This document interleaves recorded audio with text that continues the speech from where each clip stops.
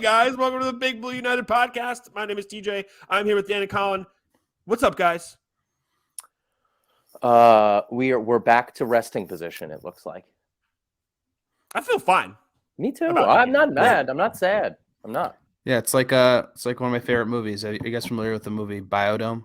Yeah, starring of course Pauly Shore and Stephen Baldwin. Nominee. Yeah. You know what the whole thing was about the biodome that they had to do, like the plot of that movie. Was they had to like stay there for a year and maintain it, and then maintain what? What did they have to maintain? Homeostasis. Yeah. The Giants are going back to homeostasis. We were off the rocker the first 7 weeks of the season. Yeah, things are going weird. Yeah, but we're back. All things are as it should be. It's funny. As I told you guys, my dad and I went, and I really wish it wasn't as rainy and cold as it was. That really made it really crappy. But Colin, the fans are sick of hearing about the troubles of getting to go to all these Giants games. Jeez.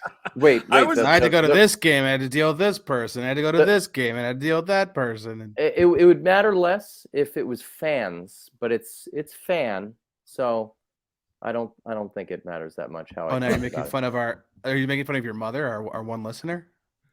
I'm not making fun of her, but she doesn't care if I talk about this. She asks me about it every week. You got nothing. You got no leg to stand on right now. All I'm saying is it was crappy out, and we went, and I was telling my father the entire time, the entire game, almost everything that happened in it was, I must have seen it the night before. It was just like, this is the kind of game that was going to happen. It happened, and I was like, all right, cool. This is a much better team than us. Injuries all over the place, and let's ride it on out. Lose every game. I mean, I was laughing when after they scored the third touchdown, and I was just like, man, imagine like getting up early in the freaking rain to go sit outside in this game and have paid hundreds of dollars to do it. And I'm just like, that sucks for you. No offense, Colin. I know you go to plenty of games. I'm just saying, like, but if this was like that one game this year that you were going to, boy, that's a bummer. I almost feel, better off having seen the tie. I'm not sure. Is it worse to see a tie or just to lose? Tie was a much better experience. I mean, it was. The game was better. Yeah. The game was close at least. That was a good time regardless. But you will laugh.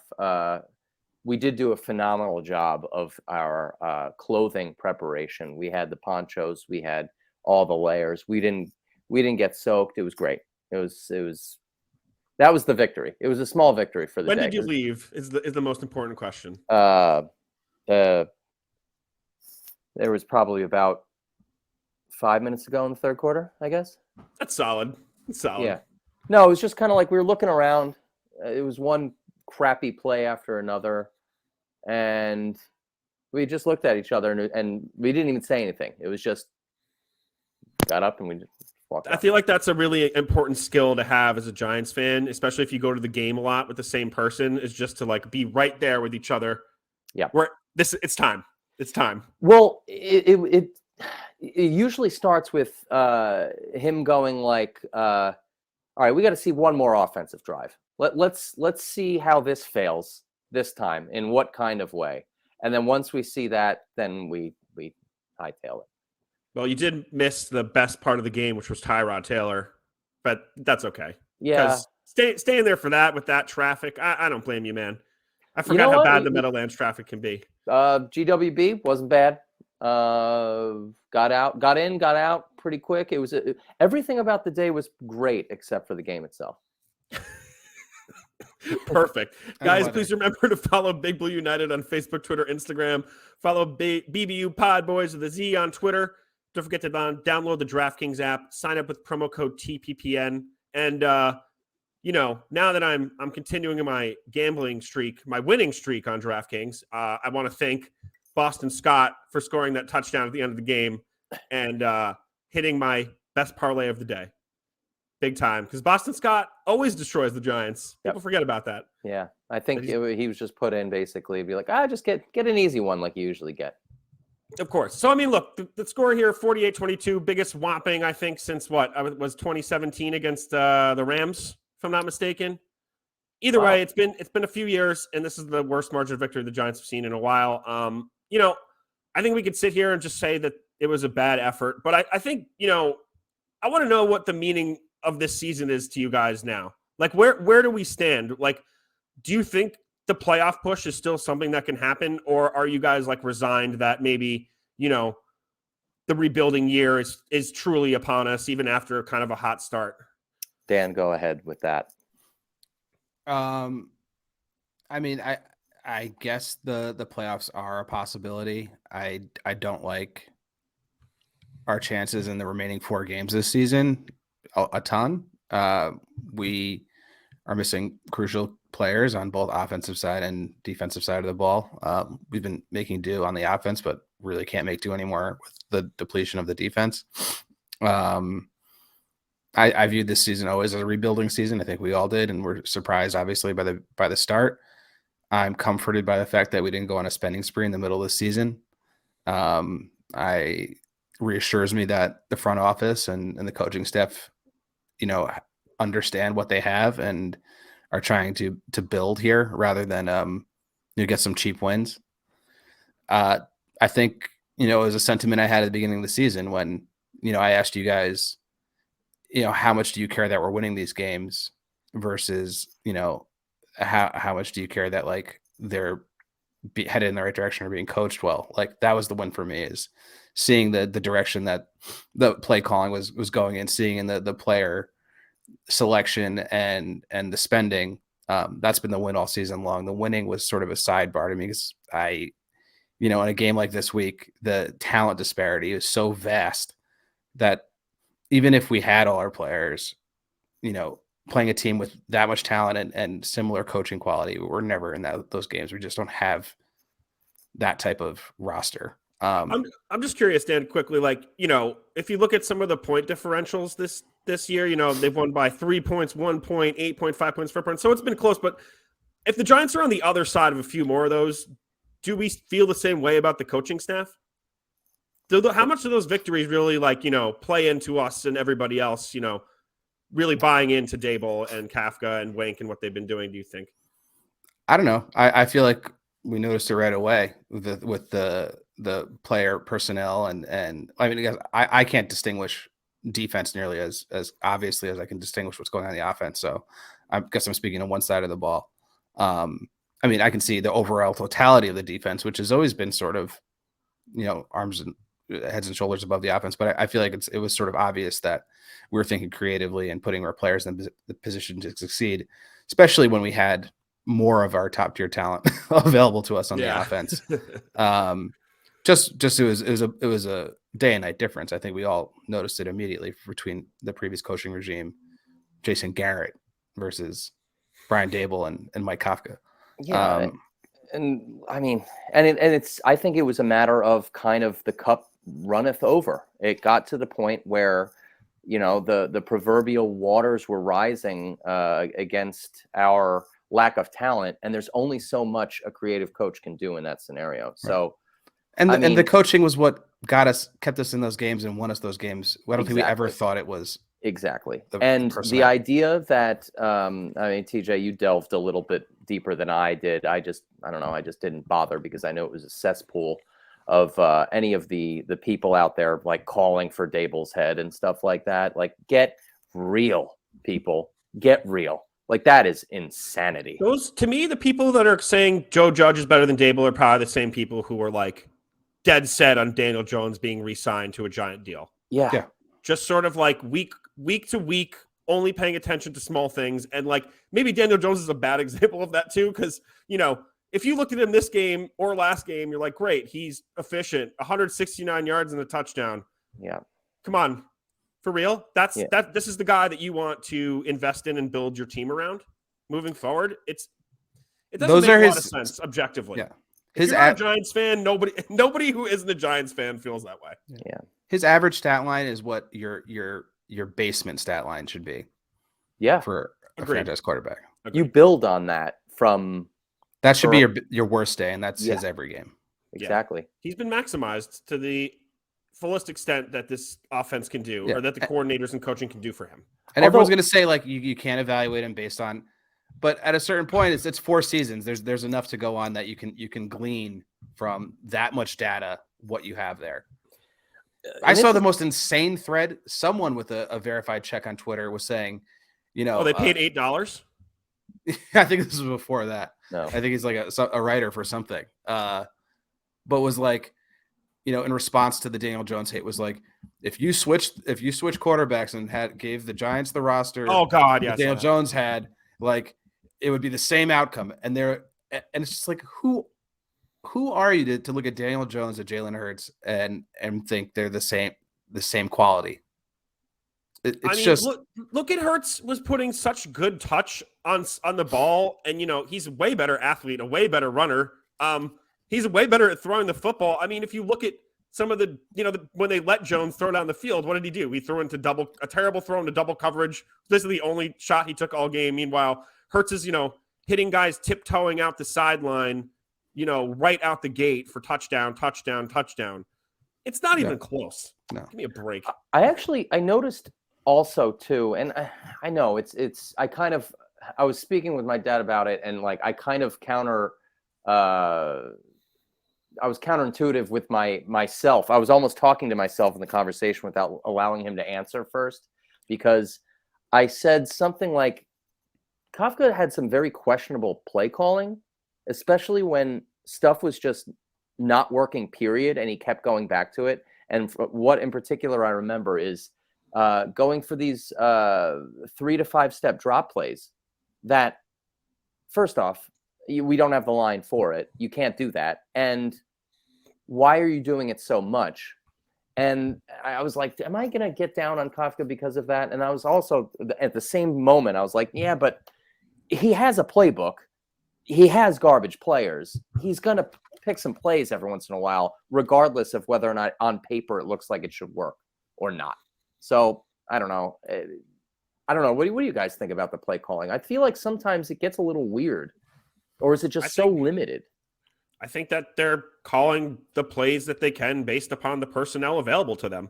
Yeah. And I think more importantly is that they always try to hammer the run as much as they can. And ever since teams really, started to mitigate Saquon, it really, shows what your offense really is. It shows who Daniel Jones really is.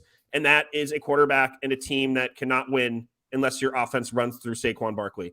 And, if he's averaging over 100 yards from scrimmage per game like he was at the beginning of the year, fine. But now that he's, averaging 60 yards from scrimmage, I think, around, it's just not feasible. And Jones can't be the guy that can throw the ball downfield. And fine, you want to say the offensive line had an atrocious game. Andrew Thomas giving up sacks. Evan Neal had, an awful game. We don't have pass catchers. Isaiah Hodgins is doing as much as he can. I hope, he's a guy that comes back next year. Not as your number one receiver, but, 3 or 4. I just don't think that Kafka and Dable can run the offense that they really would love to run. And I think that you're going to search for a new quarterback for that reason. Because you can't run your offense with Daniel Jones, the offense you want to run. If they could, would have seen it already. Yeah, it's going to be, I mean, you made the joke yesterday of should we just start doing the off-season pod starting today? And like, I want to delve into that stuff so bad. I mean, I know we got 4 games left, but like, can I throw something out there that I've been thinking a lot about off-season wise? Yep. Lamar Jackson to the Giants. Oh my God. Then how? Because I feel like a lot of these guys before they hit their final year, if you have a top tier quarterback, have been getting re-signed earlier because teams have, been wanting to mitigate the fact that, the salary threshold is a lot lower when you're on a rookie deal. Could piss some people off, plenty of dudes have been signed. Plenty of dudes have been signed before their deal's over. I think that you've heard some rumblings about them not being close. And I think that he might want to walk. And I think a bigger market and not too far from where he is now with a potential to be with, some dynamic coaches. I think that's something that's possible. I'm not going to say, I'm hearing rumors, but I do think that Lamar might want to move on. And I do think the Giants are a very good landing spot for him if he does. And that'll be an interesting team to watch and they could do everything they ever wanted to do on offense with him. Yeah. It would be a very exciting kind of thing. I mean, Would you consider this his next? Well, obviously on paper, it's like this would be his next era. But like, would he even change his play, getting older, probably realizing, I mean, he's going to run regardless. There's going to be running. He's going to, use his athleticism when he needs to. But I don't know if it's going to be so first. I think Dable and Kafka would have a interesting approach to his utilization. Yeah. I think Greg Roman has a very specific sort of run game they like to run. Is he still offensive coordinator for the Ravens? I have no idea. I believe so. At least he was for the past 4 years or whatever. Mm-hmm. Because that offense basically devolves into relying on Lamar to create everything. Yeah. Greg Roman is correct. Yeah. Okay. And it wants to be a power run game with the threat of Lamar to run to open up more running, essentially. Yep. I think if you were able to sign a player like Lamar, they would go out and get receivers to open the field because Lamar is also a great passer. And clearly you can't run as much as he does and make it very long. Yeah.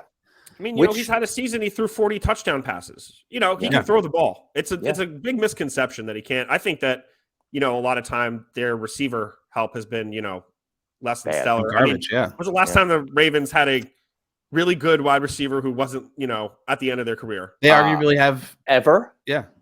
Ever. Next to the Giants, they probably have the worst. Derek Mason was the last one I can think of. Yeah. Jeez. I mean, I can't even think of any. Steve Smith Sr. Well, yeah, Steve Smith and Anquan Bolden at the end of their career. Derek Mason was the only guy who was on that team for any amount of time, I feel like. Yeah. I can't. Marquise Brown was pretty good, but there's not really like that guy. There's not that the guy was the Anquan of, Arizona. They never had it. And that's going back 20 years, 25 years or 30 years. Anquan wasn't even, the Larry Fitzgerald of Arizona. He was always the number 2 guy, Yeah. Number 1 in my heart. Mark Andrews it needs some credit though because he's amazingly good. Hey, what about if the Giants get Patrick Mahomes? What do we do then? Oh, wow. Well, considering he's locked up to a deal for the rest of his life, I don't know. Let's talk about more things that's not going to happen. So, if he tests free agency, which it looks like he might, that's a possibility based upon how teams have been locking up dudes earlier than they need to. I mean, would you imagine that he would have signed a deal at least halfway through the year? Yeah. At least that's what I was thinking was going to happen, but it hasn't happened. So who knows? Or is the absolute stinker in Denver scaring people? No, I mean you're not going to give up draft equity, but I mean you'll definitely sign a deal that if it doesn't work out for you is going to hinder your team for a very, very long time. Wait, you're not going to give draft equity to sign Lamar Jackson? If he's a free agent, you wouldn't have to. I mean, unless there's free compensatory system that you don't lose a pick on if you lost another guy. No, I mean, he's a free agent. It's a lot of draft equity if you're trading for him. Yeah, I mean, it's probably 3 first-round picks plus. That's dumb. I would never want to do that ever. Yeah.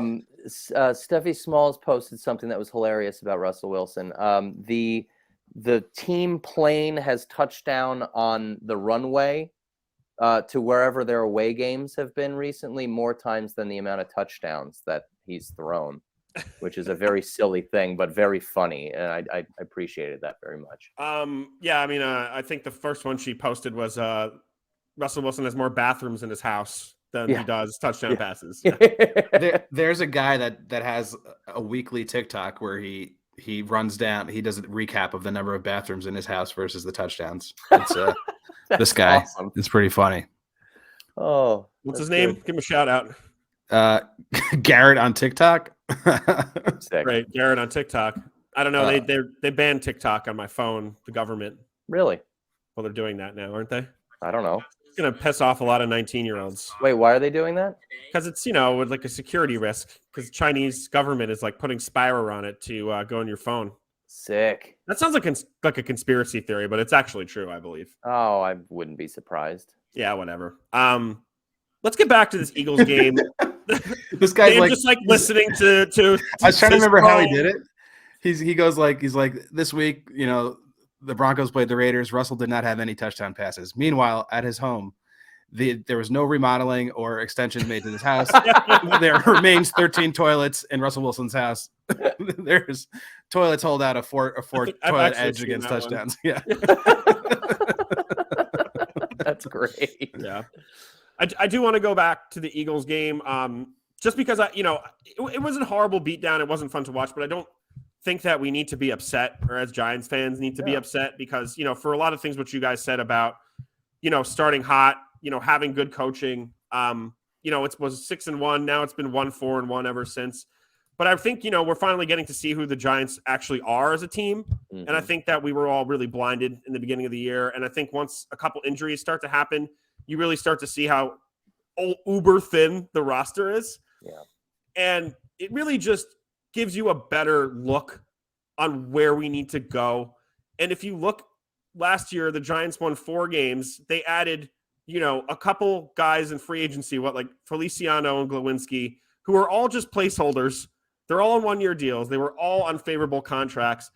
We're signing people. They couldn't even field 53 guys half the time. They had got a multi-year deal. Glowinski had 2, I think, but that was about it. Yeah.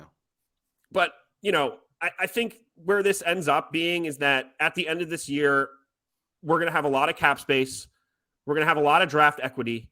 Yeah. And we're in a really good position for the future. And if we lose every single game right now, I don't care. I don't care anymore, because we were never a team that was going to win the Super Bowl. If the Giants make the playoffs, that's going to be amazing. But I still don't think that's going to happen at this point. I think there's a lot of surging teams while we're starting to fall off. But you have to just be happy where we are. And you have to be happier than we were, with I would say it 100 times, competent coaching in front office. And I just think that they're not doing anything stupid. They're not kicking the can down the road. And the Giants are just going to have a great offseason and be in a good spot. And I think a lot of the young people are going to really make leaps and bounds in the next few years because of the coaching staff we have. So there's no reason to be upset. Just take it for what it is. The Giants were never that good. Yeah, that's it. It seems that I guess a lot of our podcasting comrades in the Twitter sphere are more or less along the same lines as this feeling too. It's just a lot of other people that are it's just very confusing to me. It's almost like we've all forgotten how the last 15 years has gone. Or is there just this big new generation of fans that are much younger than us that we just don't know how they think? Is that possible? Yes. I don't think they're necessarily younger fans that are like super pro. Well, what I've seen is like there's that random like bad picture of some middle-aged guy on Twitter with like a name and a bunch of numbers who just got on there because he wants to read about the Giants, and he's saying the same thing as like some of these seemingly college age people, and it's like, not that it's split up age wise, but it seems like there's a lot on either end, and I'm like, I don't know. I'm trying to figure it out. It's like a case study. I don't know if it's an age thing. I think it's an IQ thing. You know what I mean? Idiots. Yeah. Idiots. Mm-hmm. It's really funny again to like look at points scored though. If you go down the line, most points this year is 27 points. Then we had put a 24 once, and that's about as far away from the number 20 as we get for the entire season. Whoa. Yeah, well, they shouldn't have had 20 points this game either, because garbage time touchdowns. Oh yeah. However, I'm ready for Tyrod. I'm ready to see Tyrod start next game. They're not going to start him. They're not going to do that. Perfect, why would they? Perfect passer. Plus another 40 yards in the ground. Great scramble on a 4th and 15 for the first down. I love it. I want to see it. And you know what? I know that Lamar Jackson thing is a huge pipe dream, but I'm just saying at this point, if you're thinking about moving on from Jones and you have Tyrod Taylor and your team signed to a 2-year deal, see if he can be your bridge quarterback next year. Throw him out there. Yeah. See what he's got left. See if he can be your guy next year, either to mentor someone young or, bridge that gap until you draft someone, if not this draft, then the next draft. I don't think it's a bad idea at this point. It's time to get thinking about next year. We really need to start thinking about next year. Do you know that I didn't even know that Tyrod was in the game, because usually after these games with Dad, we don't turn on the radio. We don't listen to the game on the way home either. So there's no knowing of what's happening. Did you guys sit in silence? No, we listen to music. No, yeah, we sit in silence. So you don't turn on the radio, so like. Well, the radio's on. You guys just listen to each other cry. Not even. We weren't even mad. What'd you listen to? Steely Dan? No, it was like, I don't know, whatever was on the FUV station for the day. I don't know. For some reason, I just picture you and your dad always listening to Steely Dan. I would love to. I'm sure he'd get sick of it after a while. I mean, I wouldn't. You too, right? Mostly you two. No, we don't. I don't really listen to you two. Thin Lizzy. It's your dad so now it's just Irish bands. Van Morrison. That's it. No. We listen to our favorite Italian rockers. Cranberries. No, there are no Italian rockers. That's why. What? No one knows them. Who are they? Every shredder from 1980. No. Italy. From the boot. Rockers? Yeah. Luchadala. Who's that? Fuck. Get with it, dude. Luchadala? Yeah, baby. You're making names up. Oh, I'll play you some bangers, guys. Okay. Don't worry about it. All right. Yeah. Let's get that on deck. Arrows. Oh, dude. Oh, you've gone down the rabbit hole. Are these all metal? Is this metal? No, this isn't metal. This is like power pop. Power pop. Yeah. All right. Well, you know who has a lot of good rock bands? Poland. Do they? Yeah. Did I ever tell you this story? One time I was walking home from work and I was walking through the park. And I went to go smoke a cigarette on the park bench, and this guy comes and sits down next to me, just blasting music. He's absolutely wasted. And he makes me sit there and listening to like these Polish punk songs for like 45 minutes. He spoke no English. It was really funny. And I had a great time. And I was just like, I think I need to leave. He's like, one more song. Just absolutely wasted. I don't know. I vibe with these people sometimes, even though we didn't speak any English. It was still cool. It's all vibes. Yeah, it's all vibes, man. Vibes, bro. It's fucking guys, we got to break some more Giants news. Oh? Yeah, Sam Bankman-Fried was arrested in the Bahamas just now. Yeah, I saw that. And and Kyler Murray season might have just ended. Oh, yeah? Yeah, he's just carted off the field. I don't know. I didn't see it. I'm not watching it. Just Twitter. Wow. Oh, wow. It's great. Well, now he can play all the Call of Duty he wants. Good for him. DraftKings Sportsbook, an official sports betting partner of the NFL, is my go-to when betting on the NFL this holiday season. Right now, new customers can bet just $5 at any NFL team to win their game and get $150 in free bets if they do. Check this out. Right now, everyone can earn up to 100% boost with DraftKings stepped-up same-game parlays. Go to DraftKings Sportsbook app, place a same-game parlay, and combine multiple bets like which team will win, player props, point totals, and more. The more legs you add, the bigger the boost, the bigger your shot to win big. As I said before, I've been doing quite well on those parlays, guys. You should definitely check it out. It's really amazing and easy to win, I think, anyway. And then, until you don't win. Download the DraftKings Sportsbook app now. Use promo code TPPN and place a $5 bet in any NFL team to win their game and get a $150 in free bets if they do. Only at DraftKings Sportsbook with promo code TPPN. Minimum age and eligibility restrictions apply. See show notes for details. I don't like about the game. How about anything good? What was good? Gary Brightwell. Gary Brightwell. He's got a bright future. Yeah, he didn't do a hell of a lot, but like when he was given the ball, he was running hard, north and south, and it was good. It was nice. It was like, okay, he's got some power, and it's good to see someone else in there besides our usual. So, yeah, when they showed Saquon on the sideline during that sequence when he didn't play for like a couple series, I was like, it looks like a guy who realizes he's not going to be on this team next year. Really? That's just what I thought when I looked at his face. Did he look bummed out or? Yeah, well, I guess I know he had the injury, but then the announcer said that the Giants medical staff said he wasn't being held out because of an injury. I believe that's what the announcer said. It was planned. So I don't really know exactly what that deal was, if he was on the pitch count or whatnot. But you clearly didn't see much of a change with him in the game and not in the game, did you? No. Why, guys? Because running backs don't matter. Yeah. How about Aziz and Thibodeau though? That to me was the brightest spot of the game. The Giants pass rush was pretty good. I think there were times when the Eagles are just so good. I mean, there was a play, I think it was the beginning of the second quarter, and then basically Giants had a free rusher.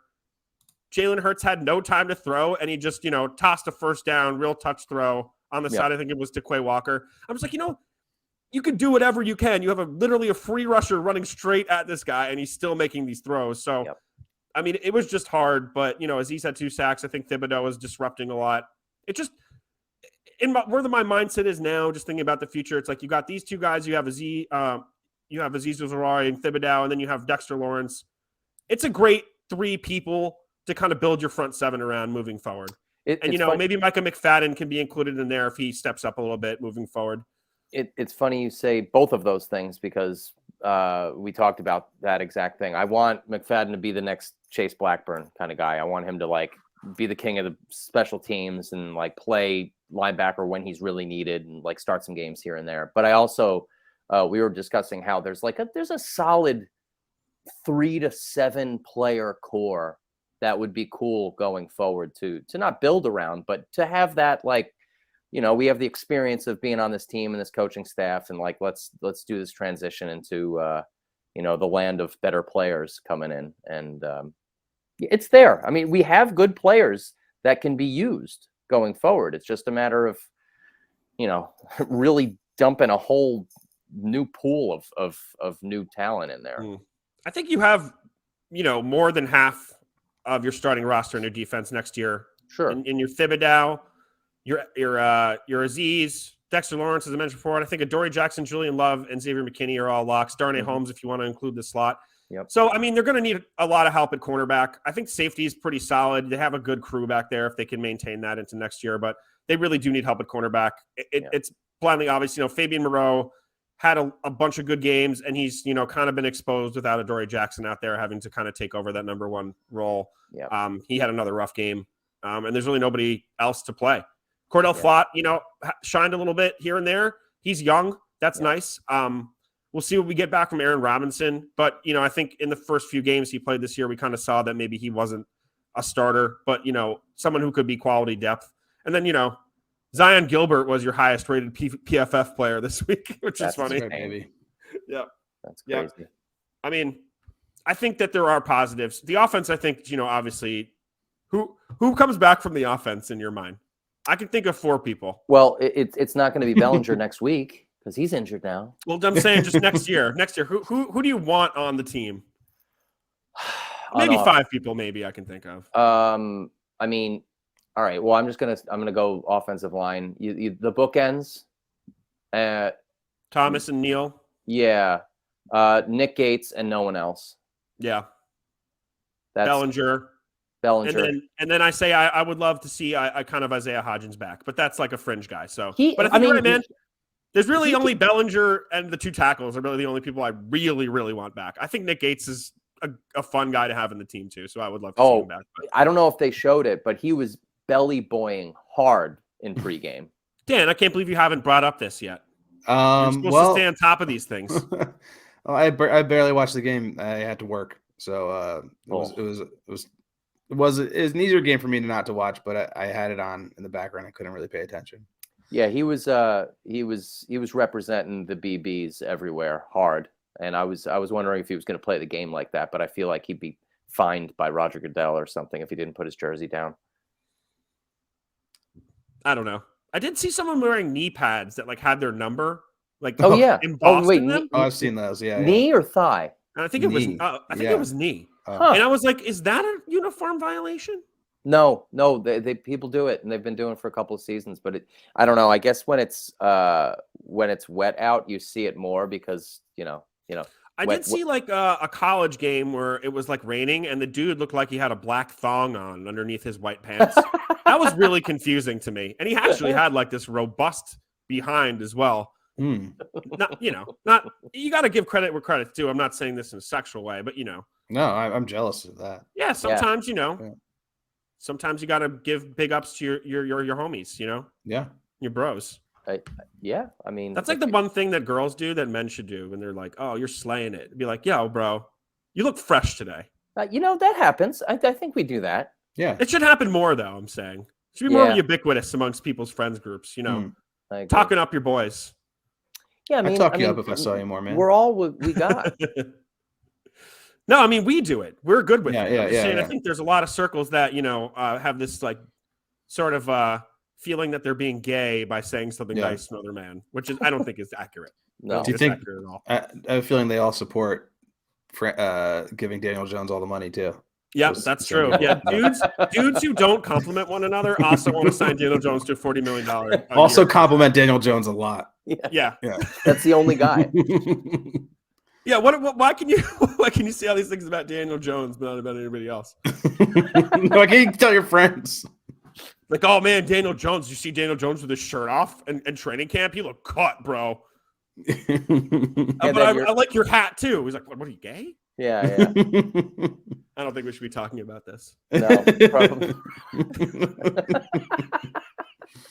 Probably not. I mean, what else are you going to talk about? The Giants are the Giants. We all know who we are right now. We've come to realize that it was all a lie. It was all, what else are we going to talk about? There are so many things in the world we could talk about. Not our theory that all Daniel Jones fans are homophobes.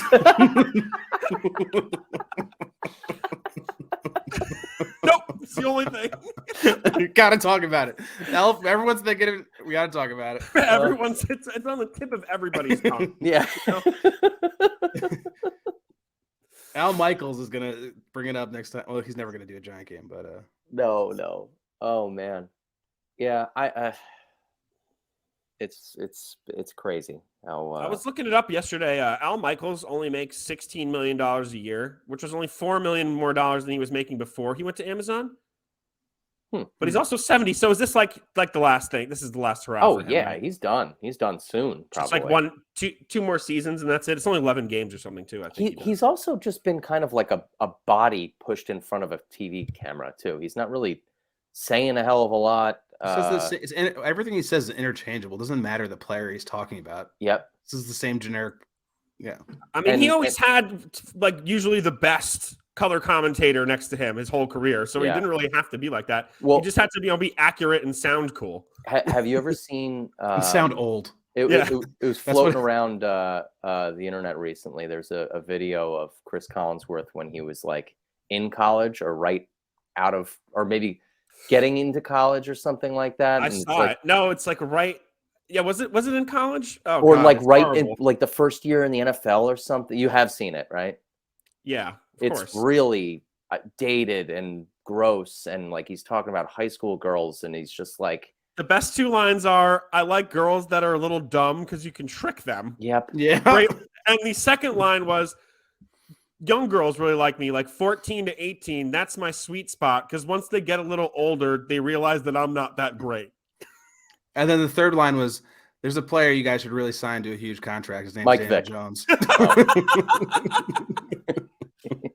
I think in 30, 40 years, the Giants should re-sign Daniel Jones. Yeah.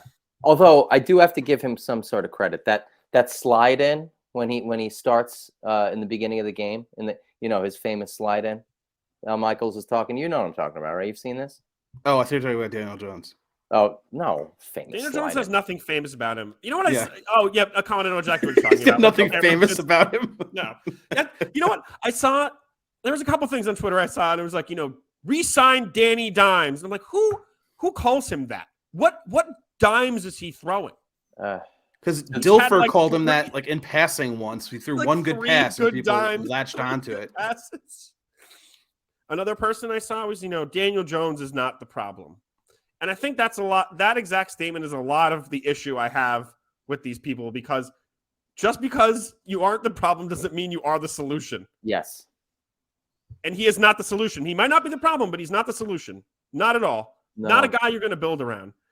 It's just, it's so frustrating to me that, this mentality. Hey, and like it goes hand in hand with the idea of being quite okay with losing on out. That only helps us in the whole case with him. It'll be so much easier for the front office, especially Mara, to be okay with signing off on letting him walk. Because that's what it's going to come down to. And regardless. I hate that you're right about that. I hate that, because it should just be about what happens on the field. And I really, really hope and I think this is going to be more with Saquon than Daniel Jones, because I think Mara is really going to push to re-sign Saquon. Yeah. And he needs to stand fast to what he said at the beginning of the season, is that he is going to let the football guys make the football decisions for the Giants.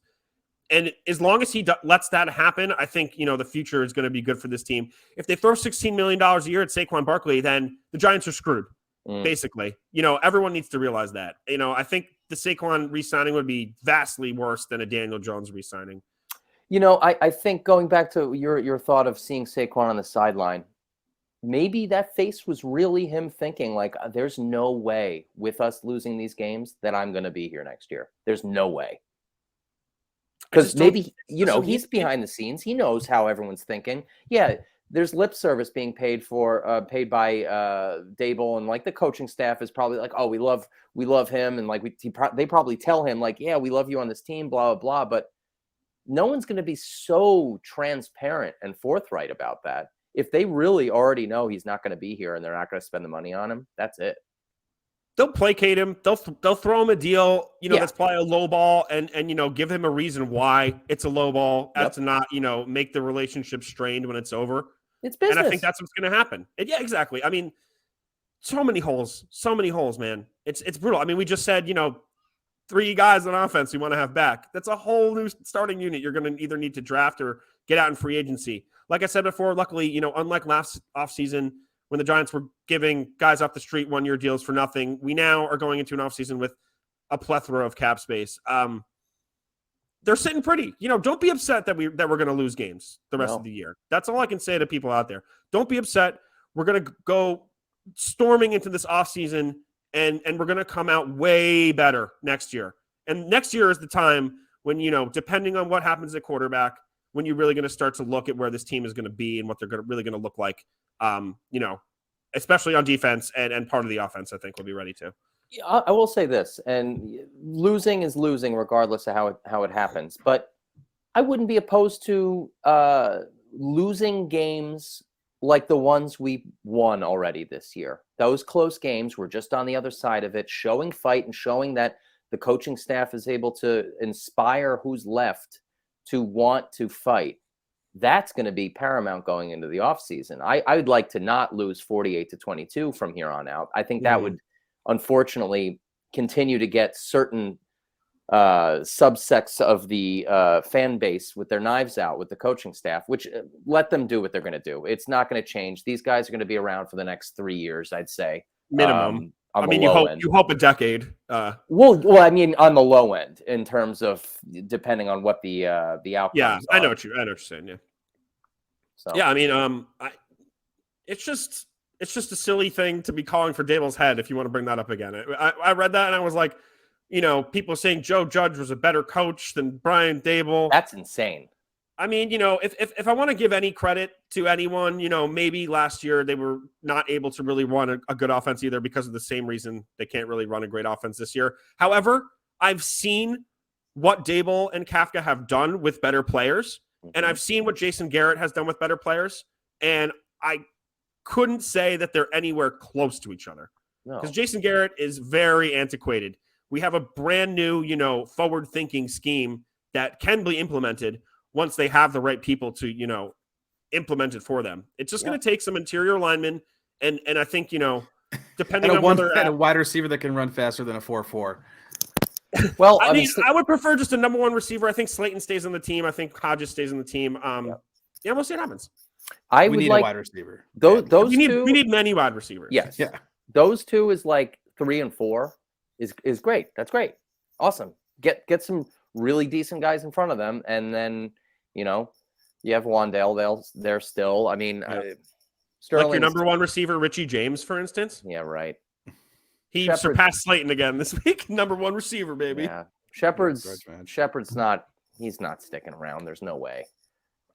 There's no reason to re-sign him. No. I think he's done. He should just transfer to a coach. I agree. That would be amazing, actually. I think that you might see him sign with somebody else, and he might get hurt in training camp, and that'll be the last you ever see of him.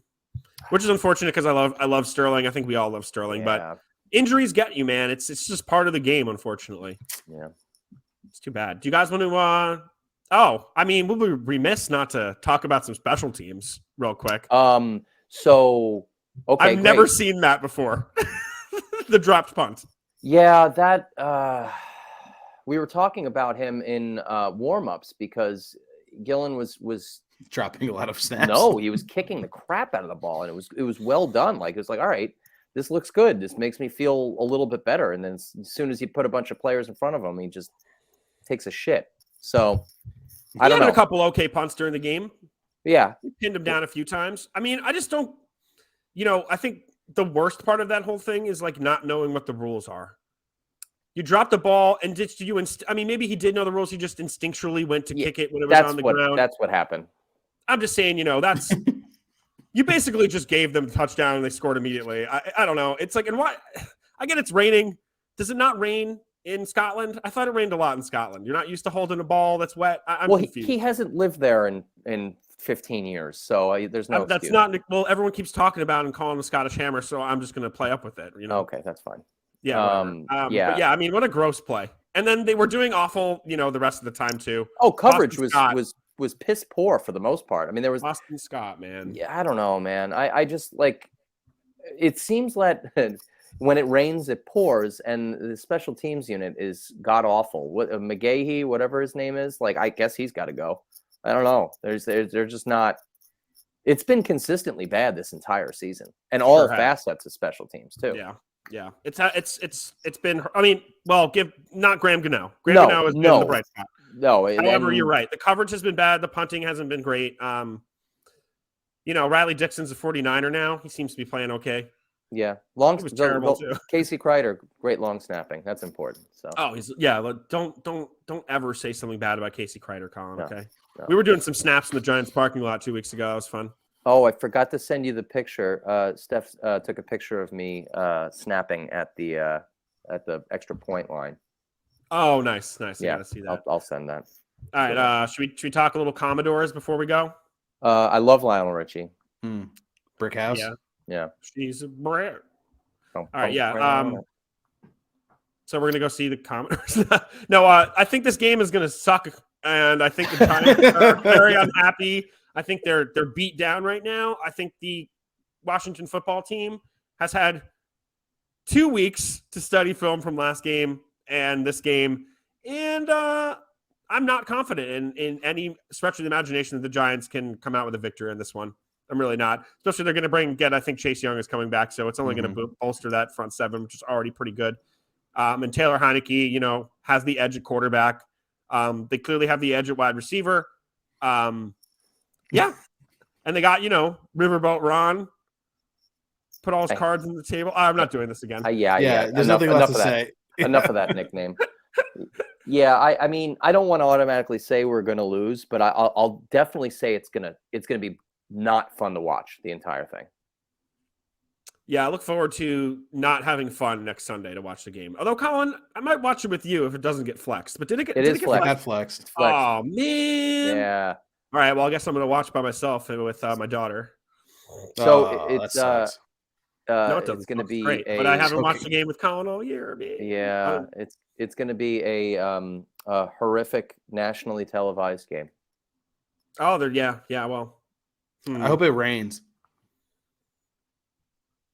Are you only happy when it rains? Oh, God darn it! We're talking about Scottish bands, right? No, we're talking about garbage. That's what we're talking about. Yeah. And football and music. Look at that. And Scotland. Doubled up the garbage. Shirley Manson. But, I don't care who wins the game. I do hope it's entertaining. I would love if the Giants won. But if they don't win, I'm okay. I'm good. I'm good, man. Let's tie them again. Let's do 2 ties. Yeah. 2 ties. What was the last? I wonder the last time a team had 2 ties in one season, or if that ever happened. Well, tying the same team or just tying twice? Just tying twice in general. Tying the same team twice would be fun.